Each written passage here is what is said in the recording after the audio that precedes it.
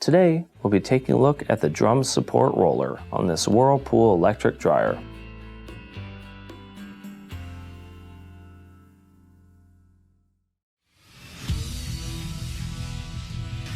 Be sure to visit ApplianceVideo.com, where you will find thousands of repair videos on the latest technology.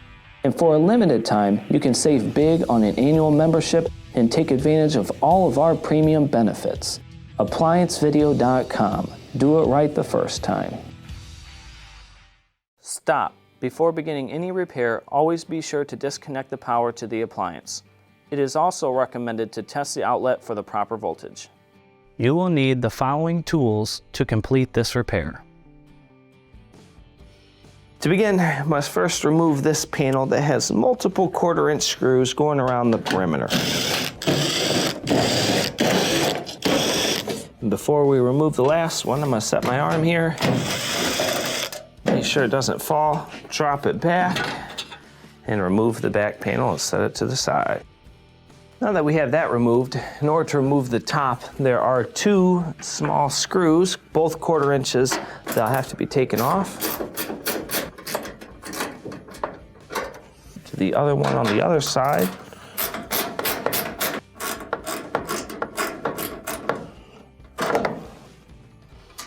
Twist that screw out and set it to the side.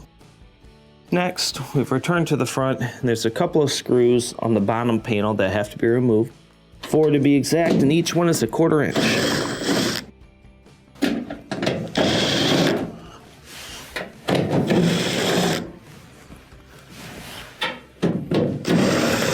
Remove these screws and set them to the side.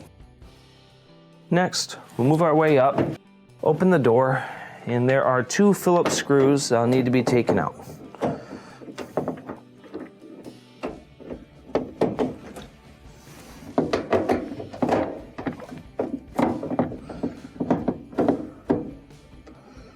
Pull these out, and now we can start to lift the top. When lifting the top, it's actually pretty easy. What you do is slide the top forward, it will disconnect it from the sides, lift up, and then you'll sit it on the back and find a way to support it. Next, with the top lifted, first we are going to undo the door switch wiring harness, and then we have 2 T20 screws, 1 on each side, that have to be taken out. Put your knee on the front when you remove the second one. Lift up on the front, pull it off, and set it to the side. Next, we'll need to remove the bulkhead. And in order to remove the bulkhead, there are multiple 1/4 inch screws that'll need to be taken off.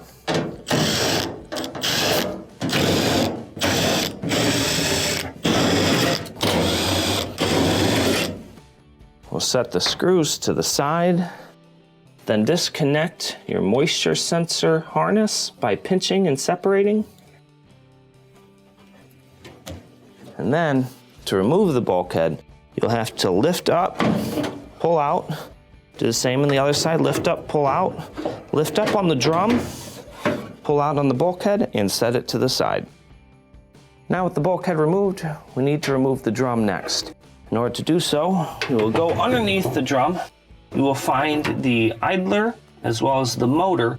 Lift up on the idler, release the tension from the motor, let your idler down, and then we are going to pull up on the belt, use the belt to hold the drum, slide it out of the cabinet, and set it to the side. Now that we have the drum removed, we have clear access to our support rollers.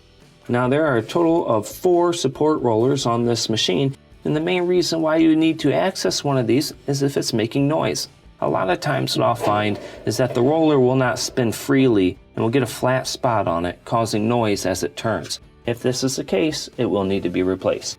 Now, in order to replace it, there is a triangle holding clip on here. You'll want to get a small flat blade screwdriver and just kind of work that holding clip off, slide out on your roller, and set it to the side.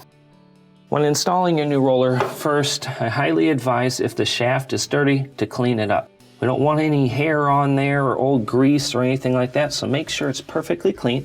And then just slide your roller on This would be a good time to either use white lithium grease or maybe some 3-in-1 oil on it just to lube it up. Then you can slide on your support ring here, and now we can reinstall the drum. When reinstalling your drum, make sure your belt is located approximately in the middle. You should see belt marks on the drum, and use it to guide the drum in the cabinet. Once you get it to the end, give it a twist so it can sit on the rollers. Move the belt where it needs to be. Make sure it's past all the wiring and everything else. And then let's go underneath. We will put the flat spot around the idler, lift up on the idler, keep pulling the belt back, and put the ribbed side around the motor pulley. Now we can reinstall the bulkhead. When reinstalling your bulkhead, what you have to do is make sure that your metal shield goes over the top of the blower when you're installing it. So we will set the metal shield over, drop it in front of the blower, and try to pick up on the drum just to get it on the top of your bulkhead. We will swing in one arm, lay it up, give the drum a turn to draw it in, and then if this arm hasn't went in, you'll lift up and slide this in. Now all of your screw holes should match up. Next, go around and reinstall all of your 1/4" screws.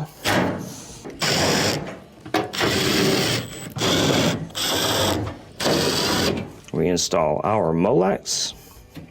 Now we can reinstall the front panel. When reinstalling your front panel, first we are going to bring it in and set it on the top. Make sure it's in position on both sides, and then we're going to put a screw on the drill and reinstall it to hold it up. Let's switch to the other side. Reinstall this screw, followed by plugging in your door switch.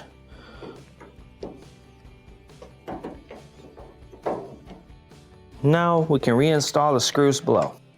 When reinstalling your screws inside, will open the door. Sometimes it can be a little difficult because they are at an angle, but you may get lucky. If they don't go in straight, make sure you put them in by hand first and then tighten them up. So like this one, I'm gonna put it in by hand, get it threaded, and then tighten it up. That way you do not strip it out.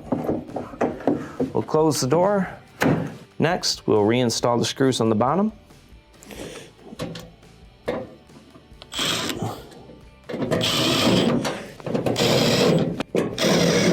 Reinstall our last one here. Now we can reinstall the top. When reinstalling your top, we will bring it down. Once you get it all the way down, you want to lift up on the whole top and kind of center it on the frame. And then pull it forward, slide it back so it locks into place on the sides. Now we will return to the back of the unit. Now that we have the top positioned correctly, let's reinstall these screws here, starting with the one on this corner. We'll just twist it in by hand first. Then let's get this one in. If you need to move the top around, go ahead and do so, but we do not want them to strip out when we're putting them in. So get it in by hand. Let's switch over our ratchet, tighten them up.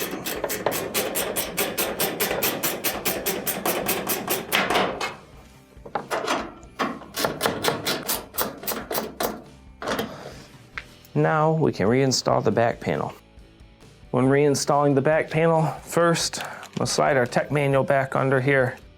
Then we'll bring the back panel up, install the middle screw to hold it in. And now we're going to go around the perimeter and reinstall the others.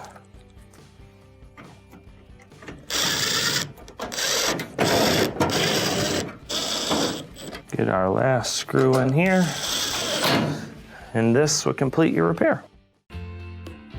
Thank you for watching another quality video from ApplianceVideo.com. If you found this video helpful, make sure you click the like and subscribe to our channel.